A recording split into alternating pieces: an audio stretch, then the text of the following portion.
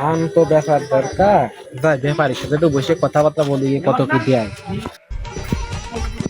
ভাই আসসালামু আলাইকুম, ভাই ভালো আছেন? ওয়ালাইকুম আসসালাম, ভালো আছেন ভাই? বসেন। ভাই বসে গরমে ঠাপে ধান না বেচলে খাবান কি? ভাই ধান তো বেচবা, কিন্তু ধানের দাম কিন্তু ভাই একটু কম এখন। কম হলে আর কি আছে ভাই, এখন তো বেচতে হবে হাট বাজার খাতি হলে। আব্বা আব্বা, মা তোমার এই ধান বেচতে মানা করেছে। কে বাজান? আব্বা, তোমার এই ধান বেচতে মানা করেছে কেন জানো?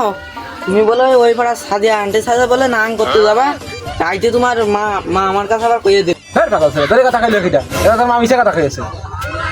না আব্বা, আমি জানি তোমরা কি তলে তলে কি করছো সবই জানি।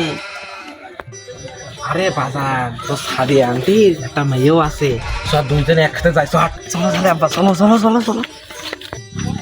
রে আল্লাহ আল্লাহ, আমি কাকার ধান কিনছিলাম। বাপ বেটা তো দুজনে লুইস তৈরা, ভাবি ফাঁকা হয়ে গেল, এটা ভাবির সাথে আমি একটু গল্প করতে পারবো না।